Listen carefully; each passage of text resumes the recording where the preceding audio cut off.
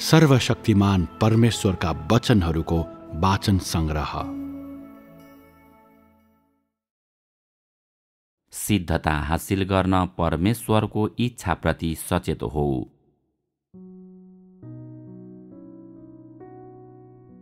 त परमेश्वरको इच्छाप्रति जति धेरै सचेत हुन्छस्, तैँले त्यति नै बढी बोझ बोक्नेछस्, अनि तैँले बोक्ने बोझ जति ठुलो हुन्छ, तेरो अनुभव त्यति नै बढी समृद्ध हुनेछ। जब त परमेश्वरको इच्छाप्रति सचेत हुन्छस्, परमेश्वरले तँमाथि एउटा बोझ राखिदिनुहुनेछ। तब उहाँले तँलाई सुम्पिनु भएका बोझहरूको सम्बन्धमा उहाँले तँलाई अन्तर्दृष्टि दिनुहुनेछ। परमेश्वरले तँलाई यो बोझ दिनुहुँदा उहाँको वचनबाट खाँदै र पिउँदै तैँले सबै सम्बन्धित सत्यताहरूलाई ध्यान दिनेछस्। यदि तँसित तेरा दाजुभाइ तथा दिदी बहिनीहरूको जीवन सम्बन्धी बोझ छ भने यो परमेश्वरले तँलाई सुम्पिनु भएको बोझ हो, अनि तैँले सधैँ आफ्ना दैनिक प्रार्थनाहरूमा यो बोझ उठाउनेछस्। परमेश्वरले जे गर्नुहुन्छ त्यो तँमाथि लादिएको छ, अनि परमेश्वरले जे गर्न चाहनुहुन्छ तँ त्यो गर्न इच्छुक हुन्छस्। परमेश्वरको बोझलाई आफ्नो बोझको रूपमा लिनु भनेको यही नै हो।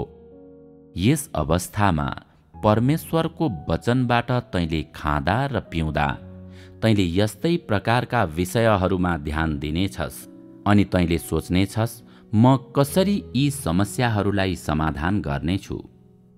मेरा दाजुभाइ तथा दिदी बहिनीहरूले छुटकारा हासिल गर्न तथा आत्मिक आनन्द पाउन कसरी म तिनीहरूलाई सक्षम तुल्याउन सक्छु।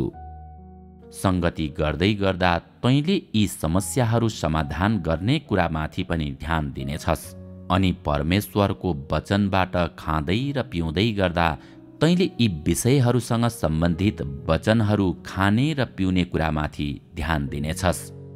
उहाँका वचनहरूबाट खाँदै र पिउँदै गर्दा तैँले एउटा बोझ पनि बोक्नेछस्।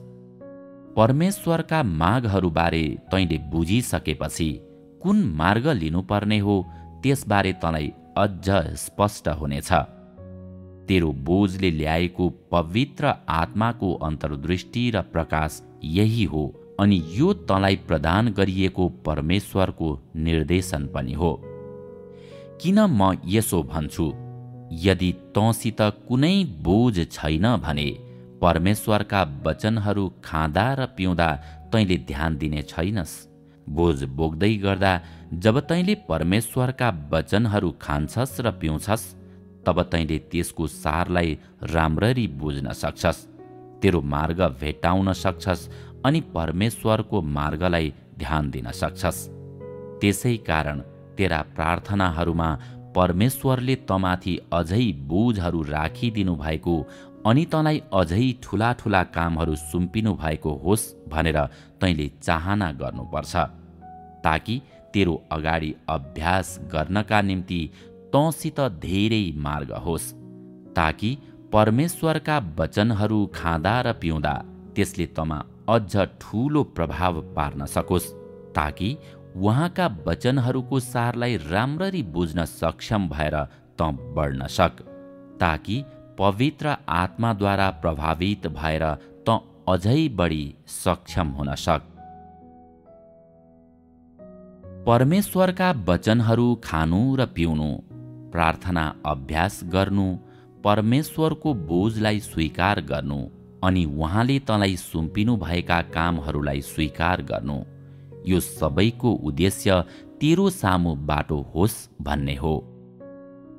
परमेश्वरले तँलाई सुम्पिनु भएको बोझ तँमाथि जति बढी भारको रूपमा रहन्छ, उहाँद्वारा तँ सिद्ध हुने कुरा तेरो निम्ति त्यति नै सजिलो हुनेछ। कतिपयलाई बोलाइँदा समेत तिनीहरू परमेश्वरको सेवामा अरूसित समन्वय गर्न अनिच्छुक हुन्छन्। यिनीहरू अल्छी मानिसहरू हुन् जो केवल आरामसित रमाइलो गर्न चाहन्छन्। तँलाई जति बढी अरूसँगको समन्वयमा सेवा गर्न भनिन्छ, तैँले त्यति नै बढी अनुभव हासिल गर्नेछस्। बोझहरू तथा अनुभवहरू धेरै हुँदा तैँले सिद्ध हुनका निम्ति बढी अवसरहरू पाउनेछस्।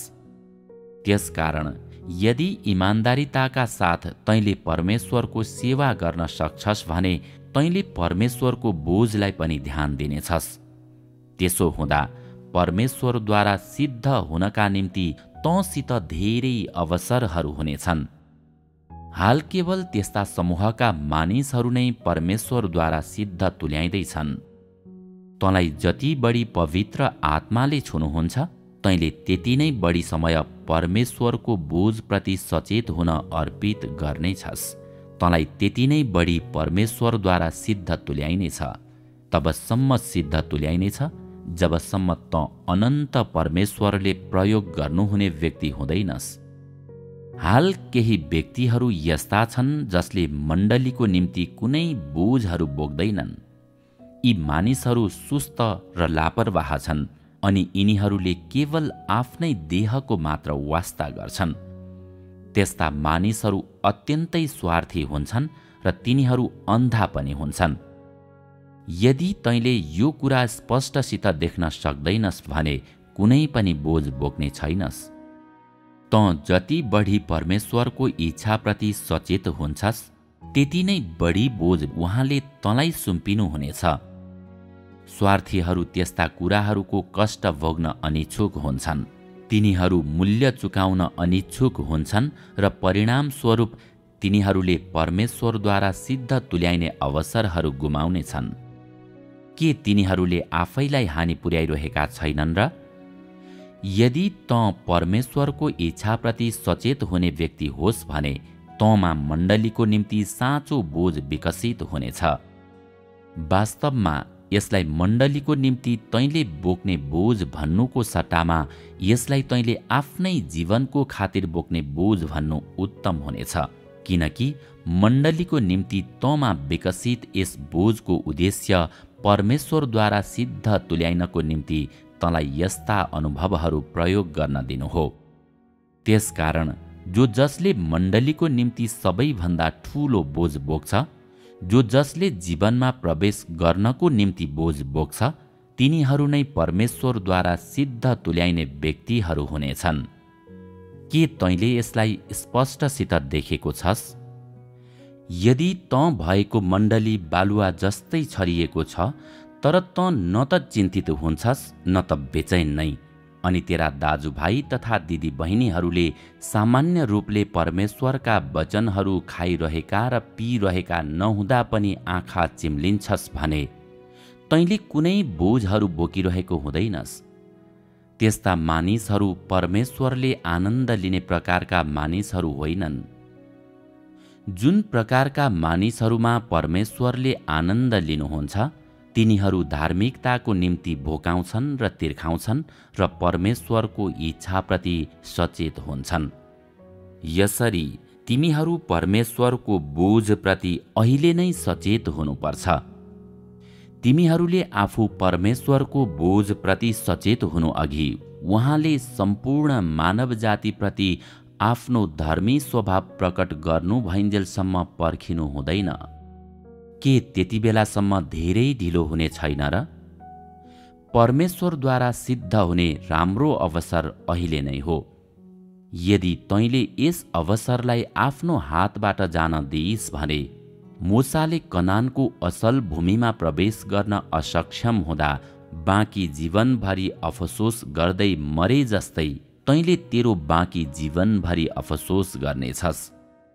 परमेश्वरले सम्पूर्ण मानव जातिलाई आफ्नो धर्मी स्वभाव प्रकट गर्नुहुँदा त अफसोसले भरिनेछस्।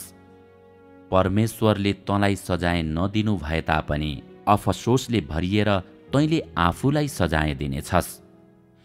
कोही कोही यसद्वारा विश्वस्त हुँदैनन्, तर यदि तैँले विश्वास गर्दैनस् भने केवल पर्खेर हेर। केही मानिसहरू यस्ता छन् जसको प्रमुख उद्देश्य यी वचनहरू पूरा गर्नु हो। के तँ यी वचनहरूको खातिर आफैलाई बलिदान गर्न तयार छस्? यदि तँ परमेश्वरद्वारा सिद्ध हुने अवसरहरू खोज्दैनस् अनि यदि सिद्धताको तेरो खोजीमा अरूभन्दा बढी सफल हुनको निम्ति तैँले सङ्घर्ष गर्दैनस् भने अन्ततः तँ अफसोसले भरिनेछस्। सिद्धता हासिल गर्ने सर्वोत्तम अवसर अहिले नै हो। अत्यन्तै राम्रो समय अहिले नै हो। यदि परमेश्वरद्वारा सिद्ध तुल्याइनको लागि तैँले गम्भीरतापूर्वक खोजी गर्दैनस् भने उहाँको काम पूरा भएपछि धेरै ढिलो भइसकेको हुनेछ। तैँले अवसर गुमाइसकेको हुनेछस्। तेरा आकांक्षाहरू जतिसुकै ठूलो भए तापनि यदि परमेश्वरले उपरान्त काम गरिरहनु भएको छैन भने तैँले जतिसुकै प्रयास गरे पनि कहिल्यै सिद्धता हासिल गर्न सक्ने छैनस्। तैँले यो अवसरको फाइदा उठाउनै पर्छ अनि पवित्र आत्माले आफ्नो महान काम गर्नुहुँदा उहाँसँग सहकार्य गर्नै पर्छ। यदि तैँले यो अवसर गुमाइस् भने तैँले जतिसुकै प्रयासहरू गरे तापनि तँलाई कहिल्यै अर्को अवसर दिइने छैन। तिमीहरूमध्ये कतिपय यसो भन्दै चिच्याउँछौ, परमेश्वर, म तपाईँको बोझलाई ध्यान दिन इच्छुक छु। म तपाईँको इच्छालाई सन्तुष्ट तुल्याउन इच्छुक छु। तैपनि अभ्यास गर्नको निम्ति तँसित कुनै मार्ग छैन, त्यसैले तेरा बोझहरू टिक्ने छैनन्। यदि तेरो अगाडि मार्ग छ भने तैँले एकपल्टमा एउटा अनुभव हासिल गर्नेछस् अनि तेरो अनुभव संरचित र व्यवस्थित हुनेछ। एउटा बोझ पूरा भइसकेपछि तँलाई अर्को दिइनेछ। तेरो जीवनको अनुभव गहिरो हुँदै जाँदा तेरा बोझहरू पनि अझ गहन हुनेछन्। कोही कोही मानिसहरू केवल पवित्र आत्माले आफूलाई स्पर्श गर्नु भएको बेला मात्रै बोझ बोक्छन्। केही समयपछि अभ्यास गर्न तिनीहरूसित मार्ग नहुँदा तिनीहरूले कुनै पनि बोझहरू बोक्न छोड्छन्। केवल परमेश्वरका वचनहरू खाएर अनि पिएर मात्रै तैँले आफ्ना बोझहरूलाई विकसित गर्न सक्दैनस्। धेरै सत्यताहरू बुझेर तैँले समझ प्राप्त गर्नेछस्।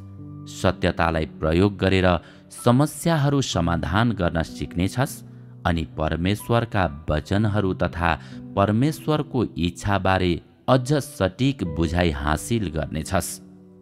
यी कुराहरूद्वारा तैँले बोक्नका निम्ति बोझहरू विकास गर्नेछस् अनि तब मात्रै तैँले उचित प्रकारले काम गर्न सक्नेछस्। यदि तँसित बोझ छ तर सत्यताको स्पष्ट बुझाइ छैन भने त्यसले पनि काम गर्ने छैन। तैँले व्यक्तिगत रूपले परमेश्वरका वचनहरू अनुभव गर्नुपर्छ र त्यसलाई कसरी अभ्यास गर्ने हो सो जान्नुपर्छ। तँ आफै वास्तविकताभित्र प्रवेश गरिसकेपछि मात्रै तैँले अरूको निम्ति जुटाउन, अरूलाई डोर्याउन सक्नेछस् र तँ परमेश्वरद्वारा सिद्ध तुल्याइन सक्नेछस्। मार्ग 4 मा यो लेखिएको छ, तिमीहरू युगौं युग अघि नै परमेश्वरद्वारा पूर्व नियुक्त गरिएका राज्यका मानिसहरू हौ र तिमीहरूलाई कसैले पनि खोसेर लैजान सक्दैन। त्यहाँ यो पनि उल्लेखित छ, सबैजना परमेश्वरद्वारा प्रयोग गरिएका तथा सिद्ध तुल्याइएका हुन् भन्ने परमेश्वर इच्छा गर्नुहुन्छ अनि उहाँले तिनीहरू परमेश्वरका मानिसहरूको रूपमा खडा हुन् भन्ने माग गर्नुहुन्छ अनि परमेश्वरका मानिसहरू भएर मात्रै तिनीहरूले परमेश्वरको इच्छा पूरा गर्न सक्छन्। त्यो बेला तिमीहरू सबैले यस विषयमा संगति गरेका थियौ, परमेश्वरका मानिसहरूका स्तरहरूमा आधारित प्रवेशको मार्गबारे बातचित गरेका थियौ। त्यसै कारण त्यस समय अवधिमा पवित्र आत्माले गर्नुभएको काम तिनीहरूलाई तिनीहरूको नकारात्मक अवस्थाबाट बाहिर ल्याउन र सकारात्मक अवस्थामा डोर्याउनको लागि थियो। त्यो बेला पवित्र आत्माको काम प्रत्येकलाई परमेश्वरका मानिसहरूको रूपमा परमेश्वरका वचनहरूमा आनन्द लिन सक्षम तुल्याउने अनि तिमीहरूमध्ये प्रत्येकलाई परमेश्वरका मानिसहरू हौ र शैतानले तिमीहरूलाई खोसेर लान सक्दैन भनी स्पष्ट प्रकारले बुझ्ने तुल्याउनेतर्फ उन्मुख थियो। त्यसैले तिमीहरू सबैले यसो भनेर प्रार्थना गर्यौ, परमेश्वर, म तपाईका मानिसहरूमध्ये एक हुन इच्छुक छु, किनभने युगौं युग पहिले नै तपाईद्वारा पूर्व नियुक्त गरिएका थियौँ, किनभने तपाईले नै यो हैसियत हामीलाई प्रदान गर्नुभयो। हामी यो हैसियतद्वारा तपाईलाई सन्तुष्ट पार्न इच्छुक छौँ। तैँले यस प्रकारले प्रार्थना गर्दा पवित्र आत्माले तँलाई छुनुहुन्थ्यो। यही प्रकारले काम गर्ने पवित्र आत्माको प्रवृत्ति थियो। यस समय अवधिमा तैँले परमेश्वरको सामु आफ्नो हृदयलाई शान्त तुल्याउन प्रार्थना गर्नुपर्छ अनि आफैलाई तालिम दिनुपर्छ, ताकि तैँले जीवनको निम्ति सङ्घर्ष गर्न सक र राज्यको तालिममा प्रवेश गर्ने प्रयास गर्न सक। पहिलो कदम यही नै हो। यस क्षणमा परमेश्वरको काम भनेको प्रत्येकलाई ठिक बाटोमा प्रवेश गर्न लगाउनु, सामान्य आत्मिक जीवन तथा साँचो अनुभवहरू प्राप्त गर्न लगाउनु, पवित्र आत्माद्वारा सञ्चालित हुन लगाउनु हो अनि यी कुराहरूलाई जग बनाई परमेश्वरका आज्ञाहरूलाई स्वीकार गर्नु हो। राज्यको तालिमभित्र प्रवेश गर्नुको उद्देश्य तिमीहरूको प्रत्येक बोली, वचन, कार्य, चाल, विचार तथा धारणालाई परमेश्वरका वचनहरूभित्र प्रवेश गर्न लगाउनु हो, परमेश्वरद्वारा बारम्बार स्पर्श पाउन लगाउनु हो अनि त्यसद्वारा उहाँको निम्ति प्रेमको हृदय विकास गर्नु हो अनि तँलाई परमेश्वरको इच्छाका धेरै बोझ सम्हाल्न लगाउनु हो, ताकि प्रत्येक व्यक्ति परमेश्वरद्वारा सिद्ध तुल्याइने मार्गमा हुन सकोस्, ताकि प्रत्येक व्यक्ति ठिक मार्गमा होस्। तँ परमेश्वरद्वारा सिद्ध तुल्याइने यस मार्गमा आएपछि ठिक मार्गमा हुन्छस्। तेरा विचार तथा धारणाहरू साथै तेरा गलत मनसायहरूलाई सच्याउन सकिएपछि अनि त देहप्रति ध्यान दिने व्यक्तिबाट परमेश्वरको इच्छाप्रति ध्यान दिने व्यक्तिमा परिवर्तन भएपछि अनि त गलत मनसायहरूको उदय हुँदा त्यसले ल्याउने विकर्षणहरूलाई रोक्न सक्षम भएर परमेश्वरको इच्छा अनुसार चल्ने भएपछि, यदि तैँले यो रूपान्तरण हासिल गर्न सक्छस् भने तँ जीवन अनुभवको ठिक मार्गमा छस्। तेरो प्रार्थनाका अभ्यासहरू ठिक मार्गमा भएपछि तेरा प्रार्थनाहरूमा तँ पवित्र आत्माद्वारा छोइनेछस्। जब जब तैँले प्रार्थना गर्छस्, तँलाई पवित्र आत्माले छुनुहुनेछ। तैँले हरेक पल्ट प्रार्थना गर्दा परमेश्वर सामु आफ्नो हृदयलाई शान्त तुल्याउन सक्नेछस्। तैँले हरेक पल्ट परमेश्वरका वचनहरूको अध्याय खाएपछि र पिएपछि यदि तैँले उहाँले अहिले गरिरहनु भएको कामलाई बुझ्न सक्छस् अनि कसरी प्रार्थना गर्ने, कसरी सहकार्य गर्ने, कसरी प्रवेश हासिल गर्ने सो सिक्न सक्छस् भने तब मात्रै परमेश्वरका वचनहरूको तेरो खुवाई र पियाइले परिणामहरू उत्पन्न गर्नेछन्। जब परमेश्वरका वचनहरूद्वारा तैँले प्रवेशको मार्ग भेट्टाउन सक्छस् अनि परमेश्वरको कामको वर्तमान गतिशीलता साथै पवित्र आत्माको कामको दिशालाई ठम्ब्याउन सक्छस्, तब तँ ठिक मार्गमा प्रवेश गरेको हुनेछस्। परमेश्वरका वचनहरू खाँदा र पिउँदा यदि तैँले मुख्य बुँदाहरूलाई बुझेको छैनस् अनि त्यसपछि अभ्यास गर्नका लागि बाटो भेट्टाउन अझै असक्षम छस् भने यसले परमेश्वरका वचनहरू कसरी ठिक प्रकारले खाने र पिउने भन्ने तँलाई अझै थाहा छैन अनि तैँले त्यसो गर्ने विधि वा सिद्धान्त पत्ता लगाएको छैनस् भन्ने देखाउँछ। परमेश्वरले हाल गरिरहनु भएको कामलाई यदि तैँले राम्ररी बुझेको छैनस् भने उहाँले तँलाई सुम्पिनु हुने कामहरू तैँले स्वीकार गर्न सक्ने छैनस्। परमेश्वरले हाल गर्नुहुने काम मानिसहरू प्रवेश गर्नै पर्ने र तिनीहरूले अहिले नै बुझ्नुपर्ने काम हो। के तिमीहरूले यी कुराहरूलाई राम्ररी बुझेका छौ? यदि तैँले परमेश्वरका वचनहरूलाई प्रभावकारी रूपले खान्छस् र पिउँछस् भने तेरो आत्मिक जीवन सामान्य हुन्छ अनि तैँले जस्तो सुकै परीक्षाहरूको सामना गरे तापनि, जस्तो सुकै परिस्थितिहरूसित जम्का भेट गर्नु परे तापनि, जस्तो सुकै शारीरिक रोग व्याधिहरू सहनु परे तापनि, तँ दाजुभाइ तथा दिदीबहिनीहरूबाट विमुख हुनु परे तापनि वा तैँले पारिवारिक समस्याहरू सामना गर्नु परे तापनि परमेश्वरको वचन सामान्य रूपमा खान र पिउन सक्छस्, सामान्य रूपले प्रार्थना गर्न सक्छस्, सामान्य रूपले मण्डली जीवनलाई निरन्तरता दिन सक्छस्। यदि तैँले यी सबै हासिल गर्न सक्छस् भने यसले तँ ठिक मार्गमा छस् भन्ने देखाउनेछ।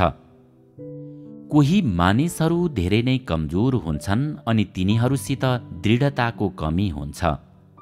सानो बाधा सामना गर्नु पर्दा पनि तिनीहरू बच्चा जस्तो रुन्छन् अनि नकारात्मक हुन्छन्। सत्यताको खोजी गर्नको लागि दृढता तथा सङ्कल्पको आवश्यकता पर्छ।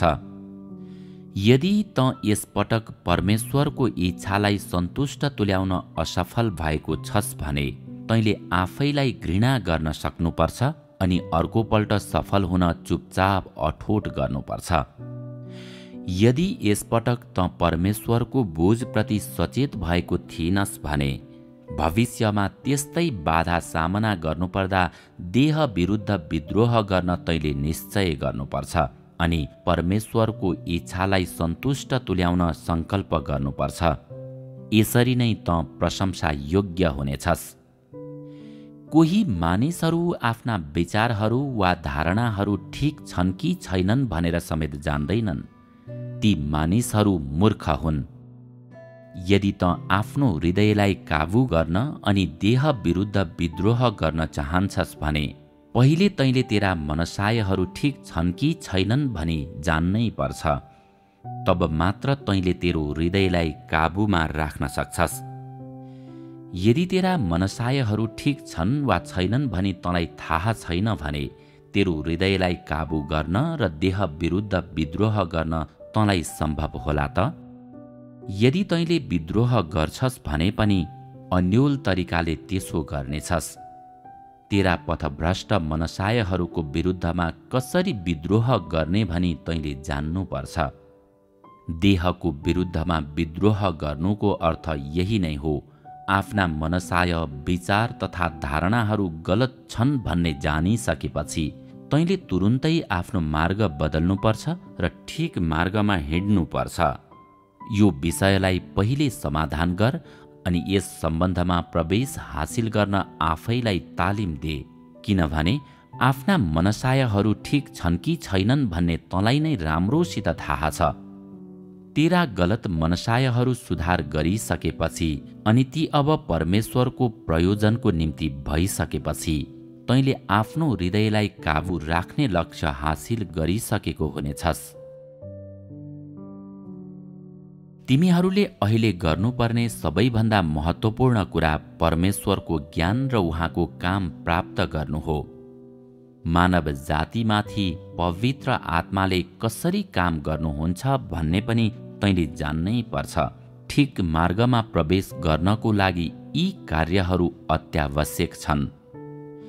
तैँले यो महत्त्वपूर्ण बुँदा बुझिसकेपछि त्यसो गर्न तेरो लागि सजिलो हुनेछ। तँ परमेश्वरमा विश्वास गर्छस् अनि उहाँलाई चिन्छस्। यसले तेरो विश्वास साँचो हो भनी देखाउँदछ। यदि तैँले अनुभव प्राप्त गर्न जारी राख्छस् तापनि तैँले अझै परमेश्वरलाई चिन्न सक्दैनस् भने तँ निश्चय नै परमेश्वरको विरोध गर्ने व्यक्ति होस्। जसले आजका देहधारी परमेश्वरलाई विश्वास नगरी येशूलाई मात्र विश्वास गर्छन् तिनीहरू सबै दोषी ठहरिन्छन्। तिनीहरू सबै पछिल्ला दिनका फरिसीहरू हुन्, किनभने तिनीहरूले आजका परमेश्वरलाई स्वीकार गर्दैनन्। तिनीहरू सबै परमेश्वरको विरोधमा छन्। येशूप्रति तिनीहरूको आराधना जतिसुकै समर्पित भए तापनि यो सबै व्यर्थमा हुनेछ। परमेश्वरले तिनीहरूलाई स्याबासी दिनुहुने छैन। परमेश्वर विश्वास गर्छु भनी दाबी चाहिँ गर्ने तर आफ्नो हृदयमा परमेश्वरको साँचो ज्ञान नभएकाहरू सबैजना ढोङ्गी हुन्। परमेश्वरद्वारा सिद्ध तुल्याइने कुराको खोजी गर्न व्यक्तिले पहिले उहाँद्वारा सिद्ध तुल्याइनुको अर्थ के हो, साथै सिद्ध तुल्याइनका निम्ति कस्ता शर्तहरू पालना गर्नुपर्छ भनी बुझ्नुपर्छ। व्यक्तिले त्यस्ता विषयहरूलाई राम्ररी बुझ्दा अभ्यासको बाटो खोजी गर्नुपर्छ। सिद्ध तुल्याइनका निम्ति व्यक्ति एउटा निश्चित गुणस्तरको हुनुपर्छ। धेरै मानिसहरूमा जन्मजातै उच्च गुणस्तर पर्याप्त हुँदैन। यस्तो अवस्थामा तैँले मूल्य चुकाउनु पर्छ र व्यक्तिपरक ढङ्गले कडा परिश्रम गर्नुपर्छ।